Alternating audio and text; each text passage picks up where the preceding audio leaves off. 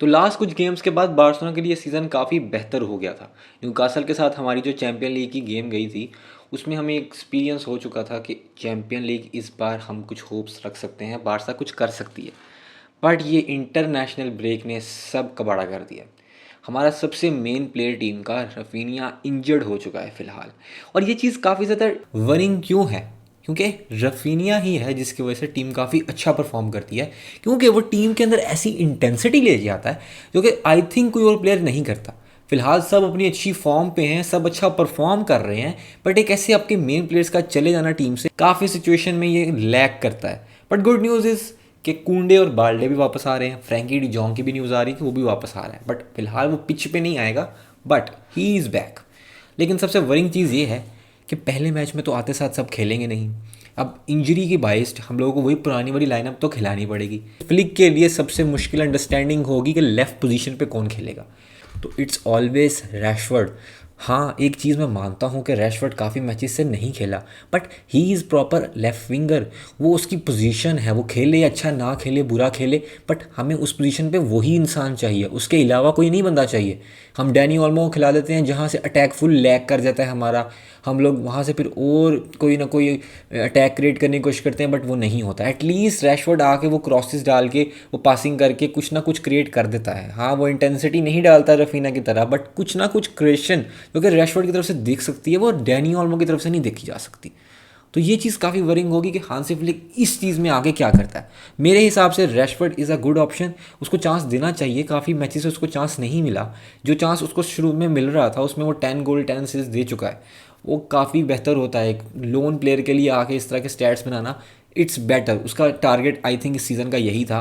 अब उसके बाद उसको चांस ही नहीं दिया जा रहा हांसी फ्लिक की तरफ से। दूसरी तरफ हम बात कर रहे हैं बार्सिलोना में ट्रांसफ़र टारगेट्स, जो कि बहुत ज़्यादा ही चर्चे में आए हुए हैं। मैं देख के हैरान हो रहा हूँ बास्तोनी के बारे में। फेब्रुअरी मैंजो भी कर रहा है कंफर्म, सब कर रहे हैं कंफर्म कि बास्तोनी आ रहा है। बास्तोनी के साथ नेगोशिएशन शुरू हो चुकी हैं। बास्तोनी अगले सीज़न में इतने मिलियन पे आ जाएगा, 55 मिलियन 60 मिलियन इसके ऊपर बास्तोनी आ जाएगा। हम लोग ये कर लेंगे। हम लोग बारसा फैंस, तुम लोग आई थिंक वो पॉइंट को भूल चुके हो। हम 1:1 रेशियो के अंदर नहीं है। अगर हम 55-60 मिलियन का एक प्लेयर साइन करते हैं तो इसका मतलब आपकी फुल साइनिंग वही है पूरे सीज़न की। आपके पास और कोई ऑप्शन नहीं है।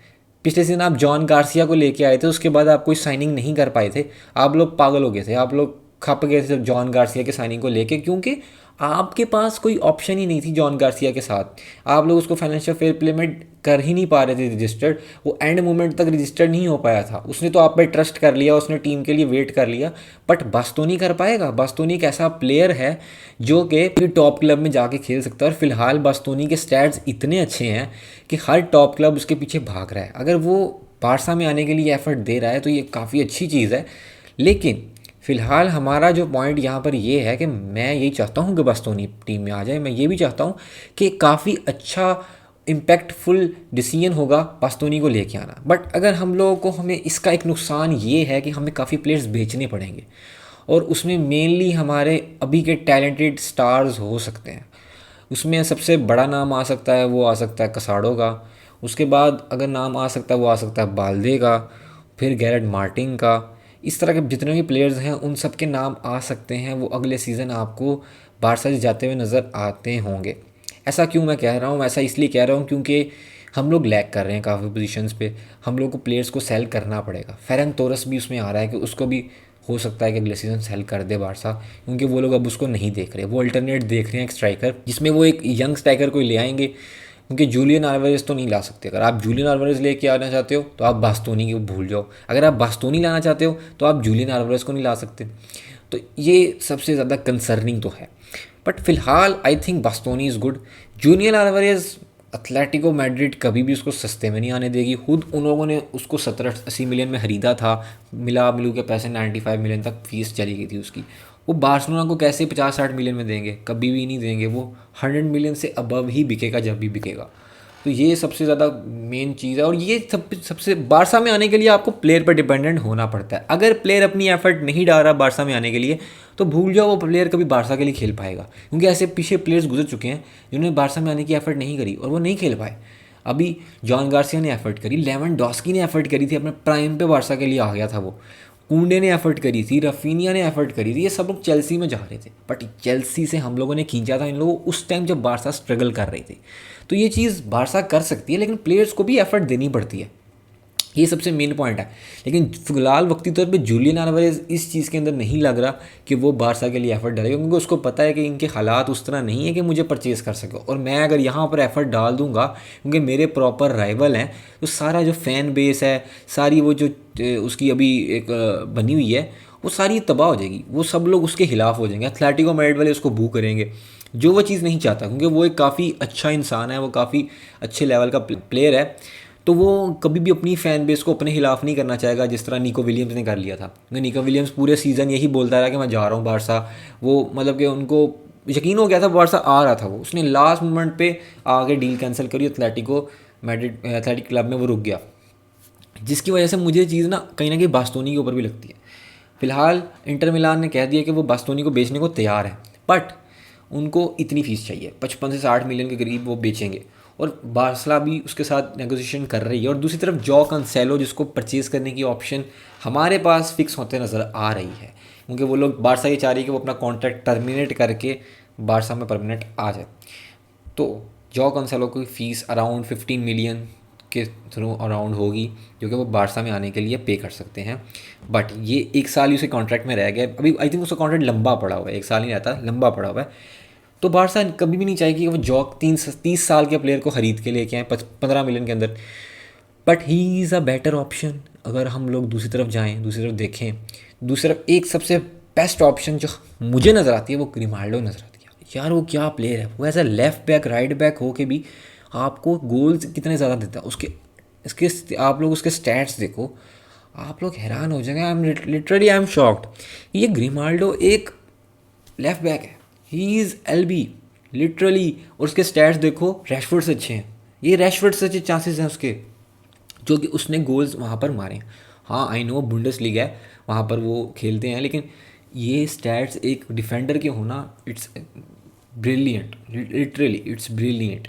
अगर आपको इस टाइप का प्लेयर बारसा में मिल गया तो I think you don't need anything, आपकी टीम एक बीस्ट बन जाएगी। बट फिलहाल हमें एक डिफेंडर, हमें एक स्ट्राइकर की ज़रूरत है, जो कि बारसा को वर्क करना पड़ेगा उसके ऊपर। अगर बारसा उसके ऊपर वर्क नहीं करती तो we will lack in the next season, क्योंकि इस सीज़न में बारसा ने कोई साइनिंग नहीं करी स्ट्राइकर की, कोई साइनिंग नहीं करी डिफेंडर की, और हम देख रहे हैं कि प्लेयर्स टोटली उस पोजीशन पर नहीं हैं कि हम लोग ईजिली UCL के लिए कम्पीट कर सके। हमारा जो रन था वो एटलीस्ट दूसरे रन से तो बेहतर है।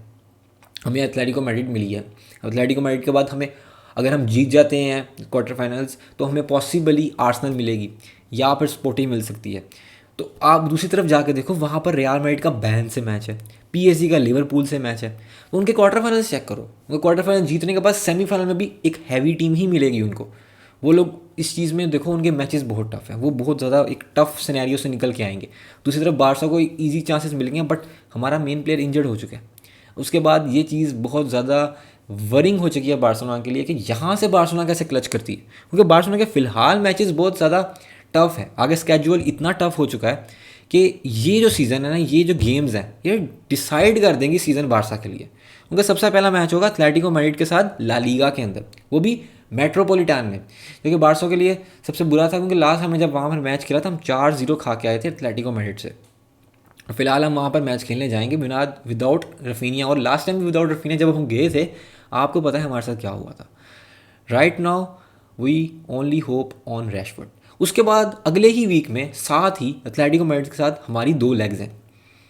सबसे पहली लेग आई थिंक पहला मैच मेट्रोपोलिटान में या फिर कैम्प नो में, मुझे आइडिया नहीं है, बट एक मैच तो कैम्प नो में है।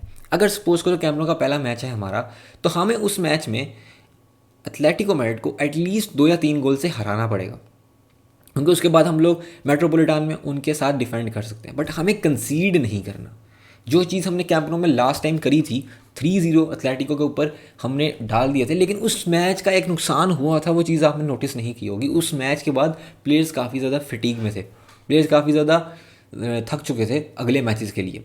अगले मैचेस में आप देख रहे होगे प्लेयर्स उस तरह नहीं खेल पा रहे थे जिस तरह उन्होंने एथलेटिको के मैच में खेला था, क्योंकि उन्होंने अपनी पूरी एफर्ट्स दे दी थी, जो वो कर सकते थे उन्होंने उस मैच में किया था, वो हमें नज़र भी आया था कि उन लोगों ने फुल एफर्ट डाल दिया। अब ये चीज़ यहाँ पर डिसाइड करने के लिए आती है हांसी फ्लिक की तरफ से, क्योंकि कोपा डेल रे की पहली लेग में हांसी फ्लिक बिल्कुल ईजी था उस मैच को लेके। उसने प्रेस कॉन्फ्रेंस में भी ये चीज़ के बारे में बोला था कि हम लोग इस चीज़ के लिए प्रिपेयर्ड नहीं थे कि एथलेटिको मैड्रिड इस लेवल पे आगे खेलेगी। उन्होंने चैम्पियन लीग की तरह मैच को लिया हुआ था।